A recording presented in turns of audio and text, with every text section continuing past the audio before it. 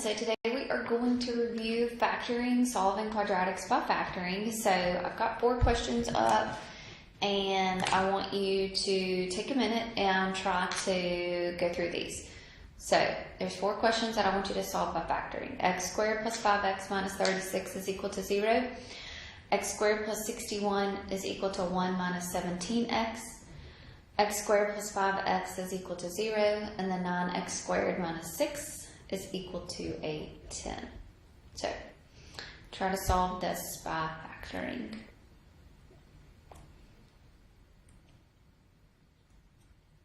Okay, so hopefully you took some time and did this one. So remember, to solve by factoring, it has to be equal to a 0. So if it's equal to a 0, then we can try to factor. So here in this trinomial, we're going to look. So we're going to ask ourselves what multiplies together to give you a negative 36, and at the same time adds together to give you a positive 5. So that is going to be a 9 times a negative 4. 9 plus a negative 4 adds together to give you a 5. So that means that this is going to factor to x plus 9 times x minus 4. Find your multiplication here, and you're going to set each factor equal to a 0. And you're going to solve. So x is going to be equal to 9, and x is going to be equal to a 4. So remember, this is where it crosses the x-axis here. Good. All right, number two, we have to get it equal to 0. It's not equal to 0 here, so I want to move. So I'm going to move this 1 over. So I'm going to subtract. So this is going to be x squared plus a 60. It's going to be equal to a negative 17x. Now I'm going to move that negative 17x, and it's going to become a positive. And so where is it going to go right there? Okay, it's going to go in between the x squared and the 60. So it's not going to go on the end right here, but it is going to go in between that x squared and that 60. Okay, because it has to be in descending order there. That has to be in descending order. Okay, so now I'm going to ask myself what multiplies together to give me a 60. So what multiplies together to give me a 60 and adds together to give me a 17. Okay, so 12 times a 5 and a 12 plus a 5 adds together to give me a 17. So this will be x plus 12 times x plus 5. Okay, so we'll say x plus 12 equals 0 and x plus 5 is equal to a 0. So x is going to be equal to a negative 12 and x is going to be equal to a negative 5.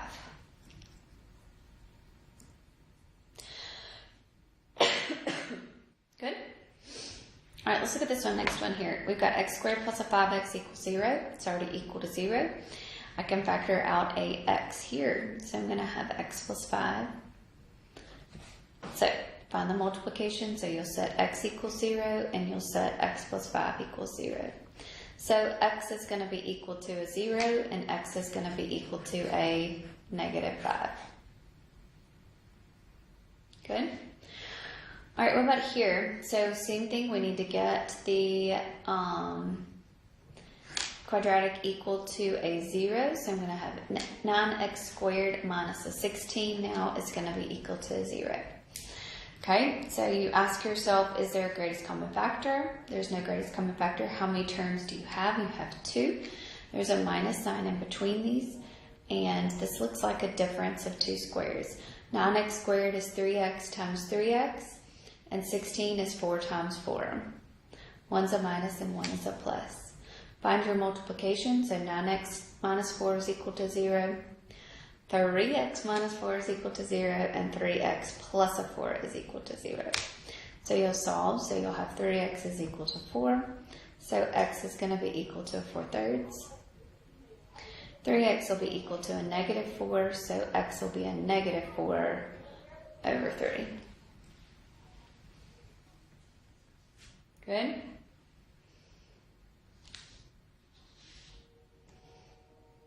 Okay, I want to do a few more. All right, I want to do 2 more here. So solve by factoring 3x squared plus 112 is equal to 2x squared plus a 22x. And then let's do a 12x squared plus 17x is equal to a 5. So solve both of these by factoring. So take a minute and try to do this.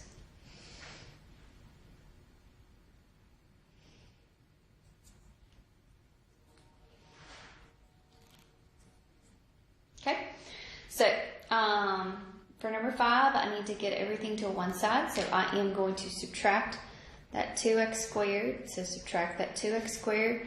I'm also going to subtract that 22x, and I can't combine it with anything, but it is going to go in the middle there. So 3x squared minus a 2x squared is going to give you an x squared. Can't combine anything, so it's a minus 22x plus a 112 is equal to a 0. So now I need to try to factor, so I need to figure out what multiplies together to give me a 112 and adds together to give me a negative 22. So they both need to be negative here. So what multiplies together to give you a 112? So 112 divided by 12. Does that go evenly? Nope. 112 divided by 14. Does that go evenly? It does, 8 times. Okay, so it's got to be, they have to add together to be a negative. So that means that both of them would need to be a negative. So negative 14 times a negative 8 gives you a positive 112. Negative 14 minus an 8, does that add together to give you negative 22? And it does. Okay, so my two terms are going to be negative 14 and a negative 8. Okay, so that means that this will be x minus 14 times x minus 8 is going to be equal to 0. Find the multiplication, and you set both of those equal to a 0, and you solve. So x will be equal to 14, and x will be equal to an 8. Okay? All right. So let's look here at number 6. So number 6, we need to move the 5 to the other side. So I need to subtract 5. I can't subtract it with anything. So this is now going to be 12x squared plus 17x minus a 5 is now equal to a 0. Okay. Is there a greatest common factor between 12, 17, and 5? And no, that is not. So we're going to take this number and we're going to multiply it times that 5. So I'm going to have x squared plus a 17x minus 5 times 12, which is a minus 60. Okay, so now I'm going to ask myself what multiplies together to give me a negative 60 and at the same time adds together to give me a 17. So what about 20 and 30? So negative 20 times 30 gives me a negative 60. Negative 20 plus a 3 adds together to give me a negative 17. So let's switch it around and say negative 3 times 20 gives me a negative 60, and negative 3 plus a 20 adds together to give me a 17. So my terms are going to be negative 3 and a 20. So that means I am going to, my two terms are going to be x minus 3 times x plus 20. You multiply it out by, or you multiply by 12, so you're going to divide each one of those by 12. So 3 goes into 12 4 times, and it's left in the bottom. And here 4 goes into both of those, and that's going to be 5/3. You bring those to the front, so you'll have 4x minus 1 times 3x plus a 5. Multiply, so 4x minus 1 equals a 0, 3x plus a 5 equals a 0. So this will be 4x equals a 1, x equals a 1/4. 3x equals a negative 5, and x is going to be a negative 5/3. Okay? So, hopefully now you feel a little bit better about factoring. It's just kind of a more difficult topic, but this is not going to go away. You're going to need this in college algebra. You're going to need to know this in calculus and everything. You're going to have to know how to factor. Okay? All right. So, the next way that we're going to talk about solving a quadratic is solving quadratics by square roots.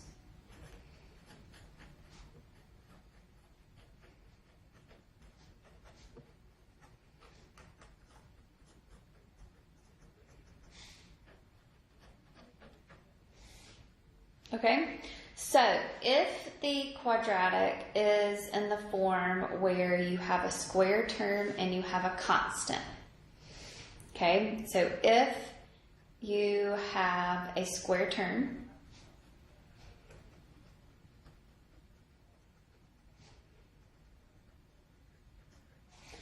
and a constant,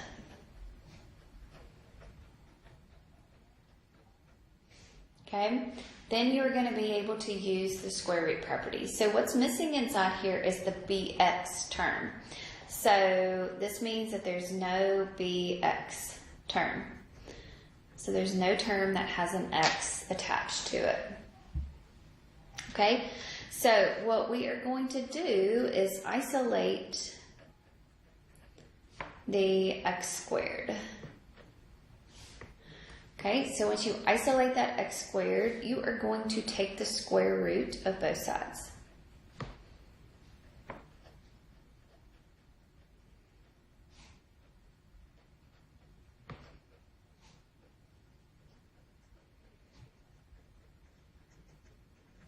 Okay, so basically what you're doing is you're isolating the square where it's going to look something like this.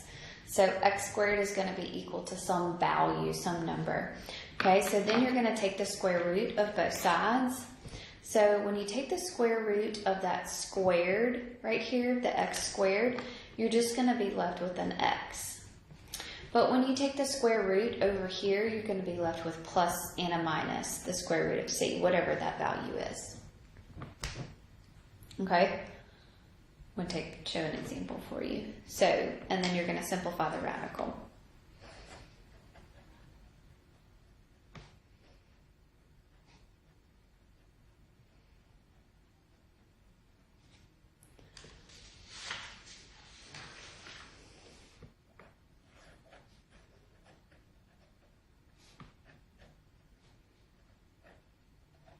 Okay, so here. Using the square root method, simplify this. So x squared minus a 4 is equal to 0. So I want to isolate my square term. So that means I'm going to move my negative 4 to the other side, so it's going to become a positive 4. I've isolated that squared, so now I'm going to take the square root of both sides. When I take the square root of x squared, that's going to leave me with a 1x. When I take the square root of 4, that's going to leave me with a 2, plus and a minus a 2. Okay, why is that the case? Okay, because usually when you take the square root of 4, if I just told you to take the square root of 4, it would be a what? It would be a 2. Okay, but in this case, you're solving for x. So, if I wanted to plug a negative 2 in there, negative 2 squared is a positive 4. 4 minus 4 gives me a 0. But also what? If I plugged a 2 in there, 2 squared is also going to give me a 4. 4 minus 4 is going to give me a 0. So here you're going to have two solutions. So always remember that you've got a plus and you've got the minus version of it.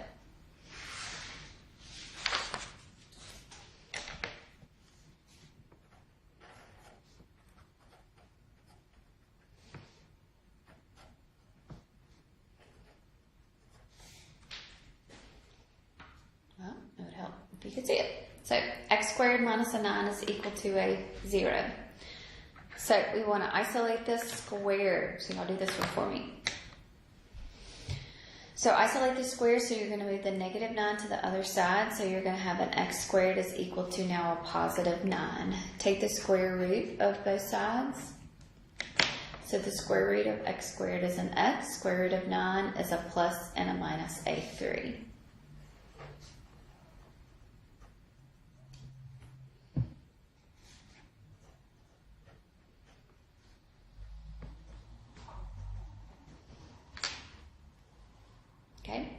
So for here, I want to isolate the square term. So to do that, I'm going to subtract 5 first on both sides.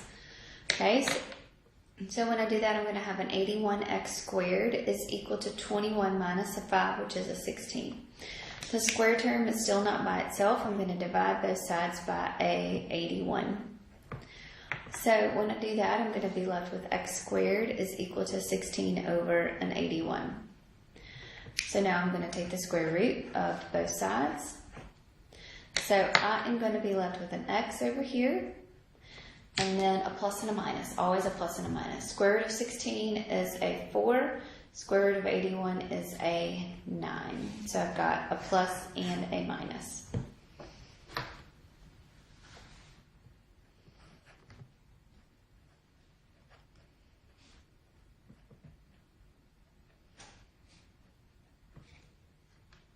Okay, how about this one? Y'all try to do this one. So, isolate the square, please. Okay, so when I isolate the square, that means I'm going to subtract a 1 on both sides. So I'm going to be left with an 8x squared is equal to a 16. I'm still not done, so I'm going to divide both sides by an 8. So here I'm going to have x squared, and this can simplify. 16 over 8 gives me a 2. So I'm not done. I'm going to take the square root of both sides. The square root of an x squared is an x. The square root of 2 is plus and minus. I can't simplify that any, so it's just going to be a square root of a 2. Good? All right, let's do one more. So 4 minus a 3x squared is equal to a negative 77. So y'all do this one for me.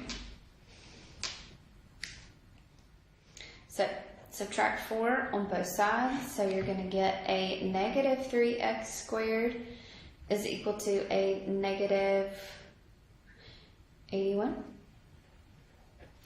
Still not done with isolating the square, so I'm going to divide both sides by a negative 3. So I'm going to have an x squared is equal to negative 81 divided by negative 3, which is a positive 27. So then I'm going to take the square root of both sides. Okay, so when I take the square root of x squared, that's going to leave me with an x. And over here I've got the square root of 27. So the square root of 27 is the square root of 9 times the square root of 3, right? Because 9 times 3 gives you 27. Square root of 9 is a 3. And you can't simplify that square root of 30 anymore. So that's going to be your answer.